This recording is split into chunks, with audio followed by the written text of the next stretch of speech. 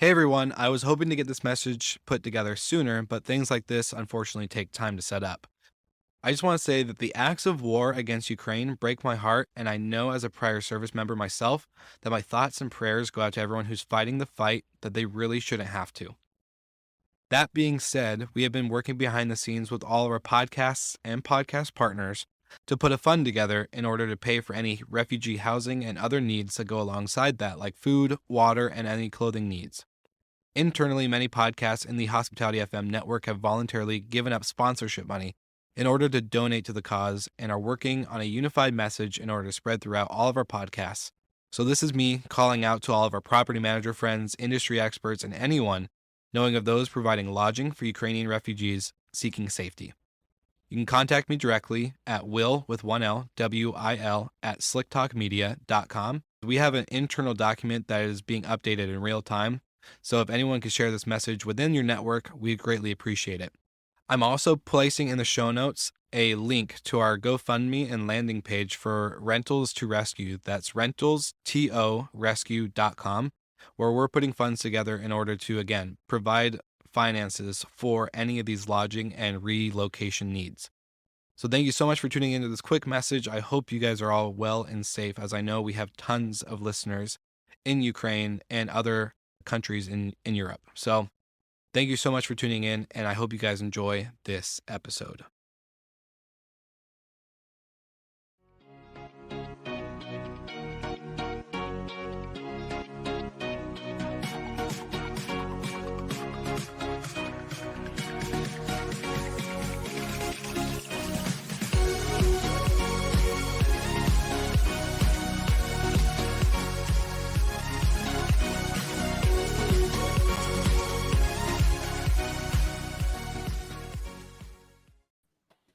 Good morning.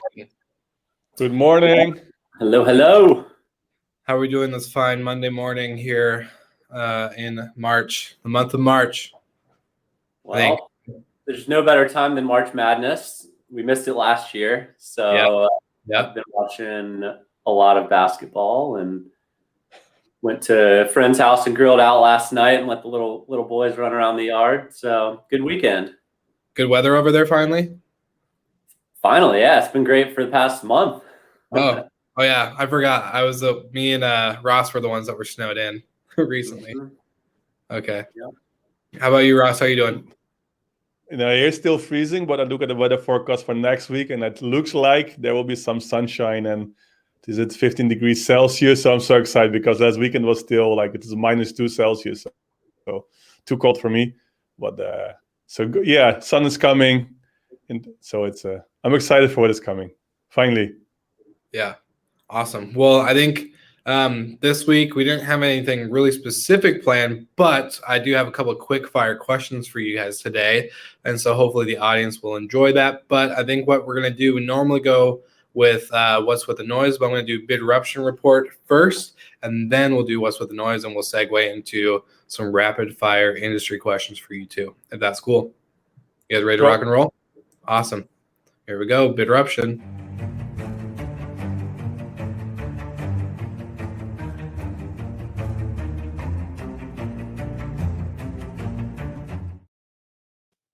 Hi, yeah, the startup of the week is Glamping Hub. They're existing for a while. They're older than Bidroom. They're existing since, I think, 2013.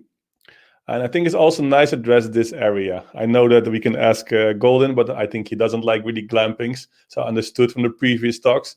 I do like it. I do normally every year, actually the last 5 years, I went to Italy with my family and stayed in kind of a glamping. Always really nice to do. I didn't book it on Glamping Hub, but in that case, I still want to mention them. I think it's an interesting area to explore. It's sustainable, being in nature. I think it's also nice to step away from luxury and hotels sometimes. So I do like it. So my startup of the week is Glamping Hub. And I do like a lot of those things in this area as well. You see much more also related to campers and campings out there. Also sharing the sharing economy when you, for example, Camp 2 and others of them. So, but again, this week it's Glamping Hub. I just told my wife in the weekend, I hope next spring going to be okay again, and we can go back to the camping in Italy. We went for several times. I remember camping weekend on the Gara Lake. So I'm really excited to go there with my son as well, as he's never been there. But this week it's a glamping, so I don't know. We can ask Golden later if he likes it, but I know he doesn't. One more thing to mention as well is the events. What I'm only doing this week, we have morning sessions, so coffee sessions. So reach out to Bedroom if you join. I think we have it every morning. I think European time, CAT, 10:30 every morning. So for the US listeners, might be quite early or in the middle of the night, but feel free to join. More stuff is coming. Also, I Meet Hotel has their own podcast, so feel free to join us and follow us there as well. And I think that's it for today, because I can't wait for the questions of Will. So back to you.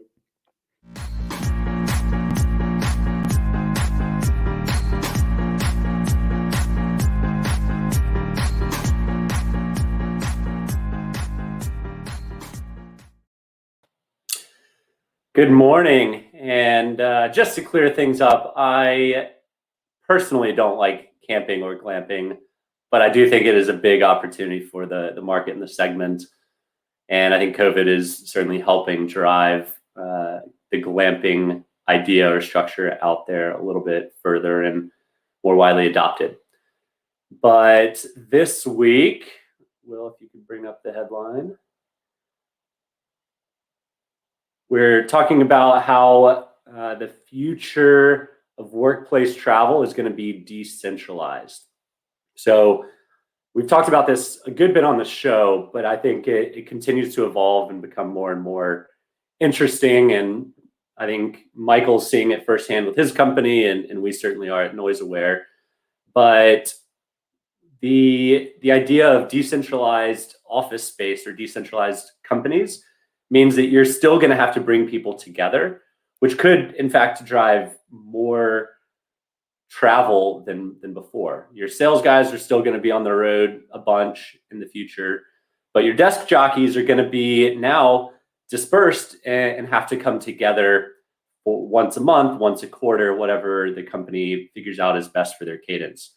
So you'll start to have people that have never really traveled for work before traveling on a fairly semi-regular basis to have that collaboration, because I think, if we haven't learned anything, it's that collaboration is still really difficult to do virtually and over Zoom.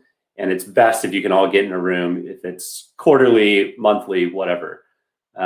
We do it quite a bit at NoiseAware and bring different teams together. And then we'll have 1 or 2 times a year that we bring the whole company. And one of Ross's previous startup of the week was Troop Travel. And what they do is essentially figure out the best location from a cost standpoint for your entire members. So if I'm in Alabama and we've got people in Denver and Portland and Atlanta, and our company's out of Dallas, it can help us figure out the best cost-effective place for us to go. So I think this is a segment that's going to continue to develop and get stronger, and super excited to see how this collaboration actually takes place, because it's not just travel and airlines that are going to benefit. It's going to be short-term rentals and hotels and office space and all that. So it'll be pretty cool to watch the evolution of the decentralized workplace. Awesome. Sweet. I love that. We get all of our startups of the week seem to be getting mentioned or brought into some kind of application, right? Last week we had, was it Lifehouse? Lifehouse. Yeah. With their kayak hotel. So it's just no big deal, I guess. Good Morning Hospitality is kind of, making big impacts on the industry. You can see it too. They're getting investment, they're getting scaling, they get bought, they're just cooperating, partnering. So I think it's everybody we're mentioning here.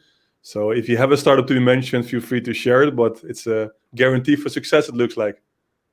Yeah. And say, don't hold us to that guarantee. It's not held by Good Morning Hospitality, but we get 1% of the company. What they can complain to Will, so. Yeah, exactly. I'll just send you right back to Bedroom on a subscription basis. Just kidding. But I'm excited. So we didn't really have there's obviously industry news. There's all sorts of things happening all the time. Especially with certain lockdowns and restrictions in different countries, and all these new reopening plans and roadmaps. But figured we go have a little bit of fun with an industry rapid fire question episode where I'm going to ask you guys a couple not so serious questions, but then ask you a couple more serious, well thought out questions. But my first one will be to Mr. Goldin here, and that would be, what type of accommodation have you not stayed in that you're looking forward to actually staying in? Because even though you may not be a glamper, I'm kind of curious to see if you have anything that's a unique stay that's on your sites for the near future. Yeah, 100%. And it's not sleeping under the stars on an air mattress without air conditioning. I can assure you that. Not my cup of tea. That's not good. I'll go the polar opposite and say a castle. And I actually have a trip planned to Scotland in July, where I'll be staying in maybe not a castle, but a 17th century manor house, just a massive, beautiful old manor.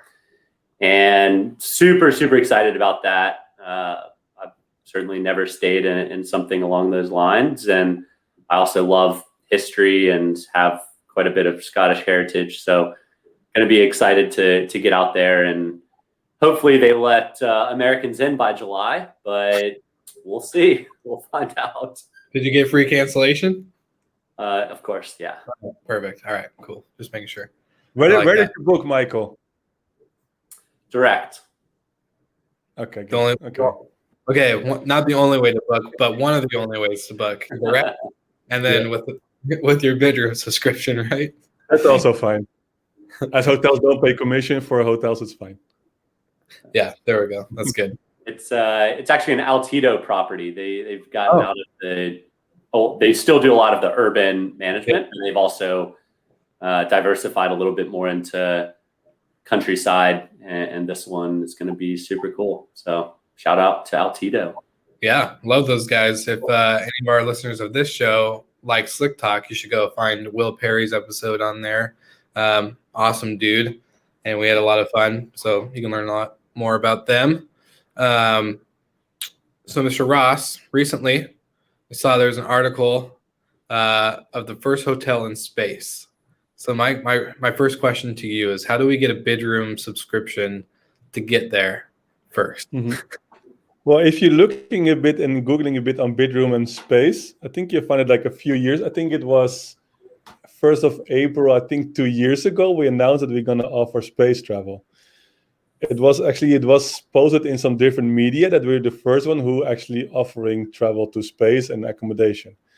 As most of the people realized later, it was the 1st of April, of course. So, we didn't do it, but we still keep it. If we have for a 4-page, you show a moon page, so still it's a bit there. But the first travel to the moon, opposite question, would you go if it will be offered to you to go to the moon tomorrow?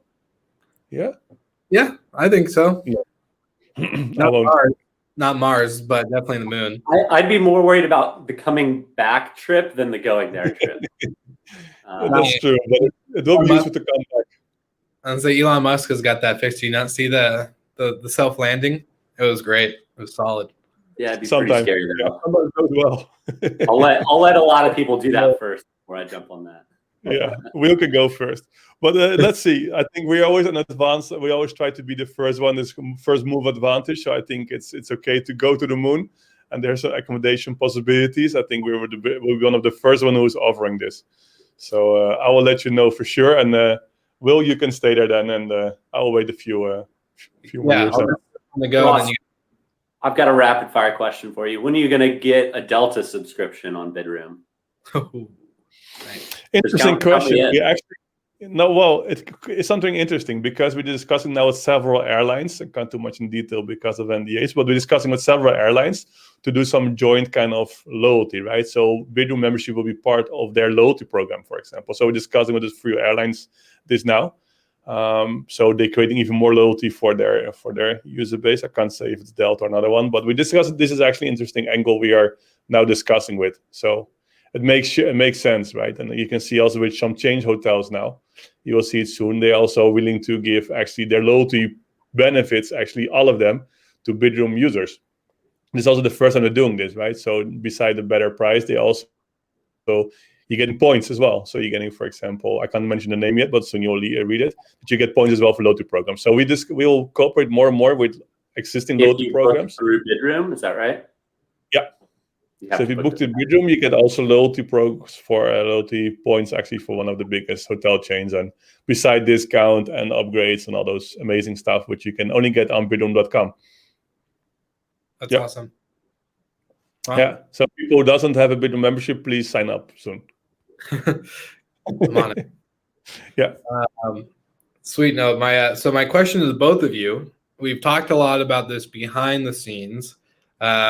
Wasn't something that we thought we could make a whole episode. Well, not that we can't make a whole episode out of this, but wouldn't be the most exciting one. But I'm kind of curious, as I've stepped into the vacation rental management game once again with a new company, and we've started to acquire properties. We're seeing that our property management software has a lot of integration tools, with NoiseAware or with Safely or with Breezeway and all these other products.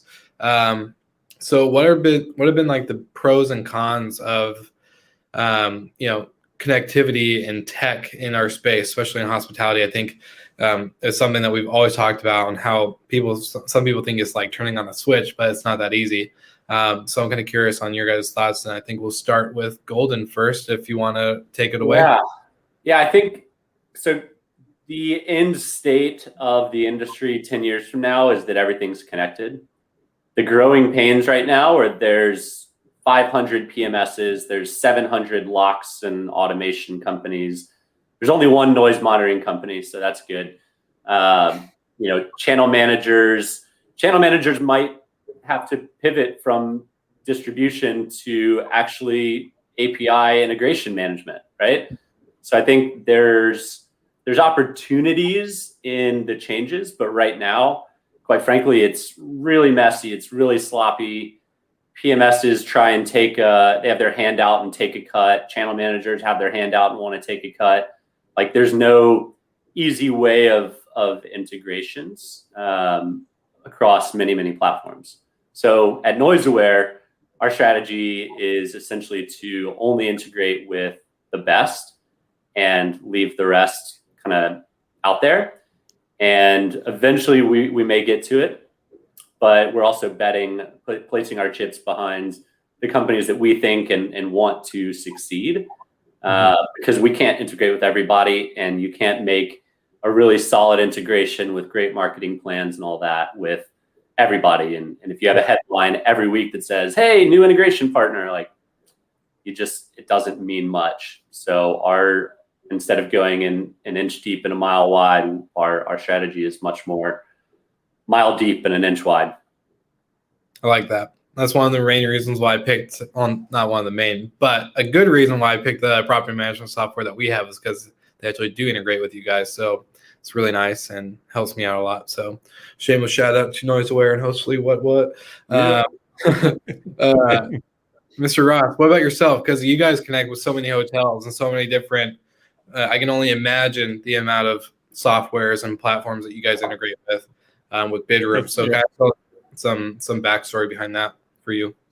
Yeah, it's insane. I think the headache I had most years was because of connectivity, right? It just, if you see that we build a platform, and first, we're building a cool platform, membership, business model, and then we start connecting.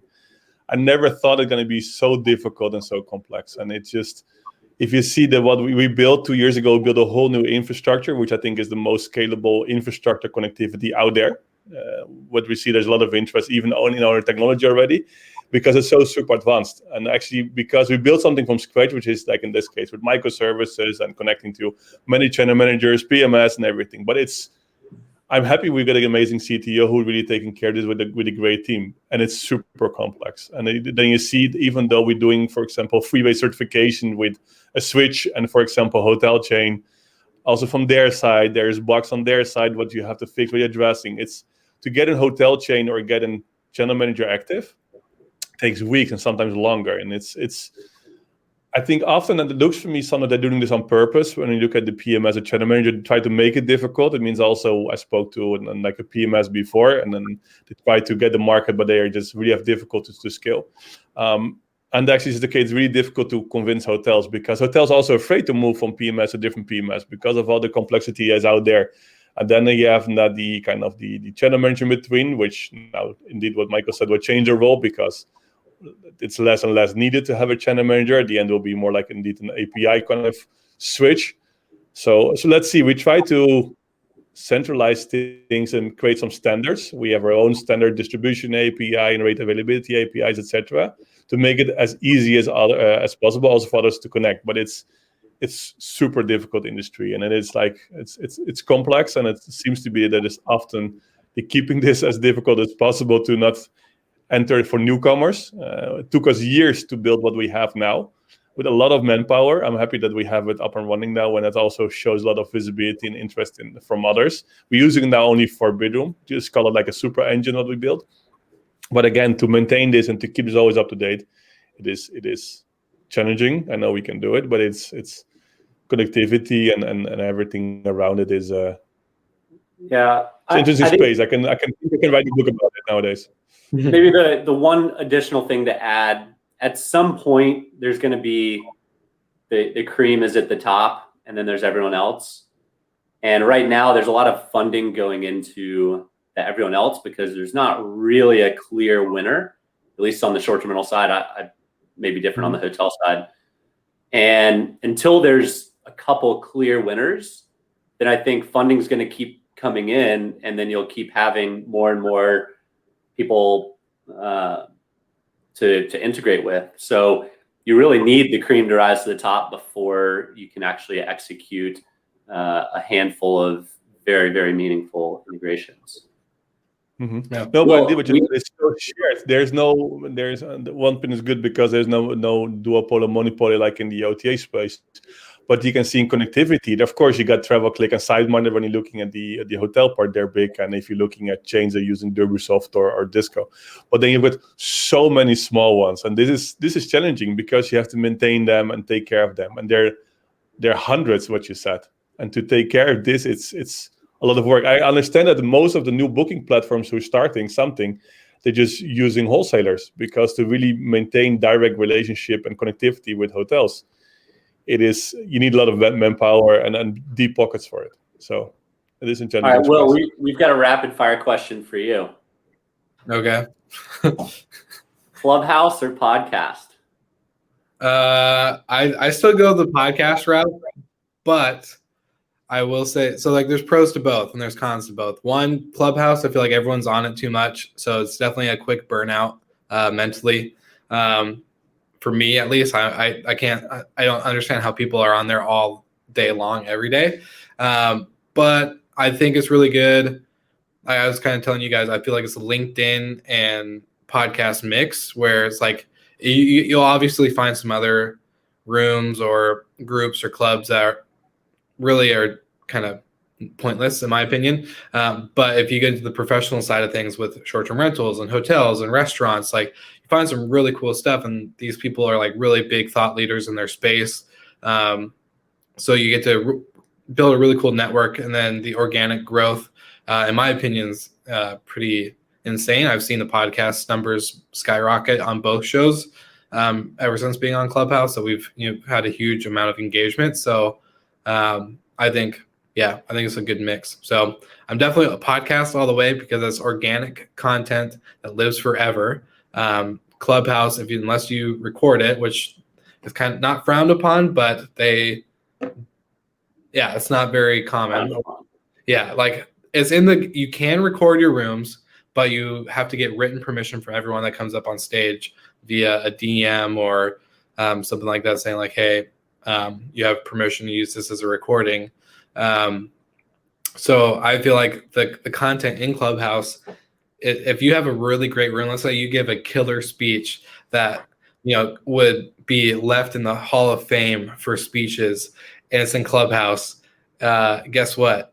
No one's ever going to remember, or no, because it dies literally after that room ends, unless somebody recorded it versus a podcast or, a video series like this, I think is a little bit different. So that's just kind of One more.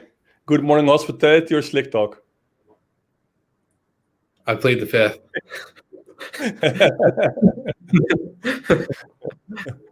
Good question.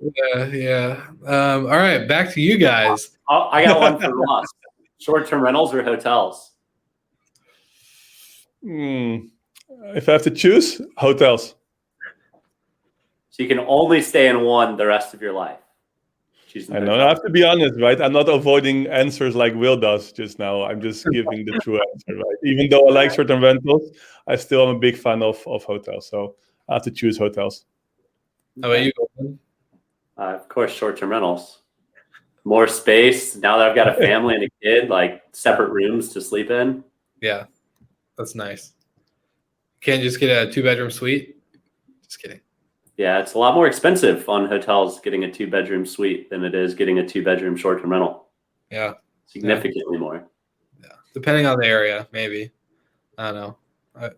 Part of me is like, I've seen, yeah. Anyways, next question to you guys is okay, so yeah, this is actually a great segue. Speaking of hotels and short-term rentals, so what are the 3 things that hotels and short-term rentals can do in order to bridge the gap between the two?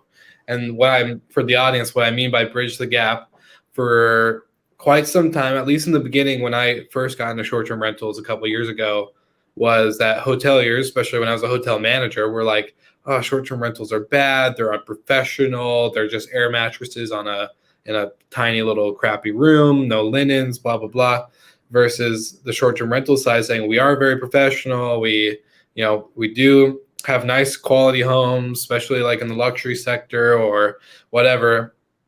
We just want to see at the table. We are hospitality. We provide a really good service. We connect with our guests on a deep level, but we've kind of just taken away the pain points of a hotel with waiting in line to get your keys and all this other stuff. So the two have not kind of, I wouldn't say butted heads, but definitely have had their differences. So that's what I mean by bridging the gap. What are the 2 to 3 things that you think both sides can do in order to bridge that gap? And I'll start with Goldin because I can see. So I think the perception is historically that short-term rentals don't provide the same level of hospitality that hotels do. And in many cases, they're right. But I think that gap has tightened significantly in the past year or two. And I think, quite frankly, as there's been a lot of furloughs in hotels and layoffs, short-term rentals, there hasn't been nearly as much. So a lot of those people are now entering the short-term rental space, and hospitality is going to level up. So that's one.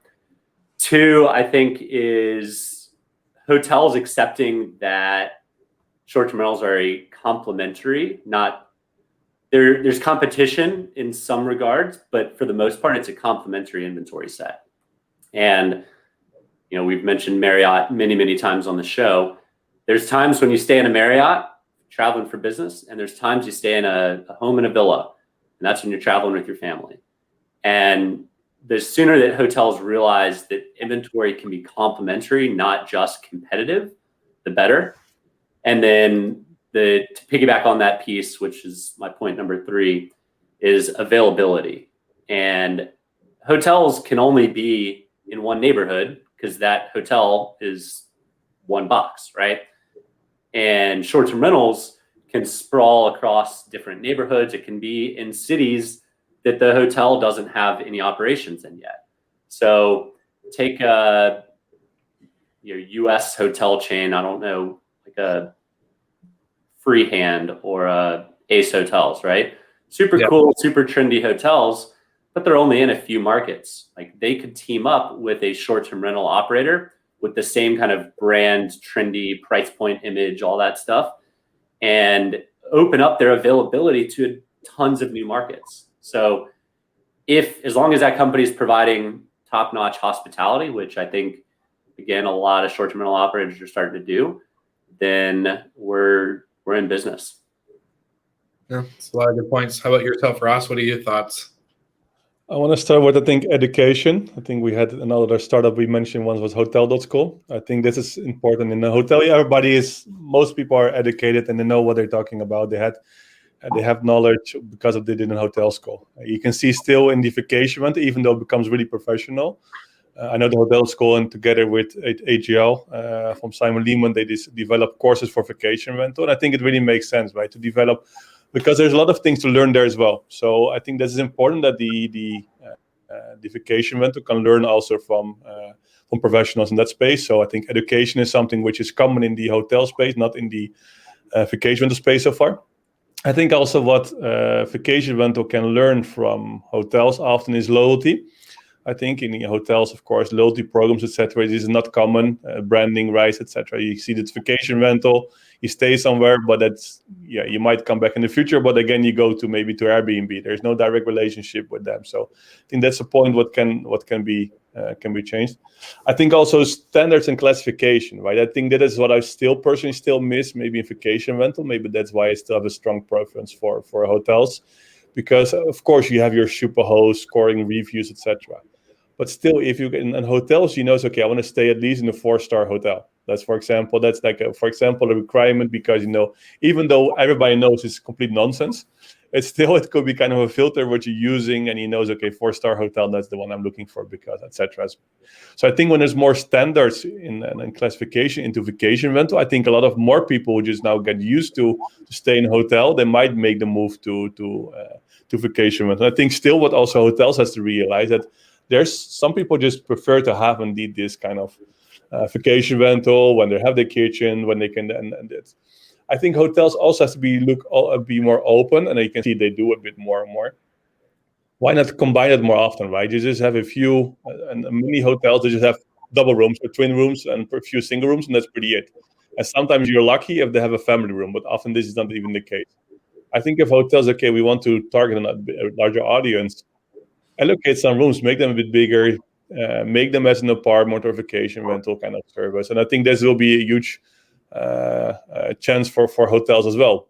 And again, if I search for specific places for my family and I prefer the hotel, then I might still turn up indeed in a vacation rental, because I don't want to put my son of 1.5 years and my daughter in a different room, right? So that's what Michael just said. I prefer to have a larger space, because then you want to be all together. So I think that's something what I think they can learn from each other. I think it's super important. And last thing to add, I think what apartments or vacation rentals doing quite well is adopting quite a lot of technologies, right? Like self check-ins and those kind of things. And hotels are always a bit skeptic. Like, should we do it? Does it lose our personal approach and everything? I think if you're finding a balance in that way, and especially now, I think it's also good. So I think they can both learn from each other a lot. And I think I'd love to do. The perfect blend is, back to episode 2 or 3 of the apart hotels are the future, where you get standardized class-rated rooms, but you also have apartment style units, and pretty compelling case for it. But we'll see what the future holds. Yeah, no, you guys both bring up a lot of good points, and I think, from my opinion, I think vacation rentals can take on more of the hospitality side. They're very tech and real estate centric. But then at the end of the day, like when I'm in those clubhouse rooms or whatever, I'm like, okay, this is still hospitality. Like, you still have to anticipate guest needs. You still have to, resolve issues or create moments or make that special. But then for the hotel side, it's like, okay, this is a new inventory set.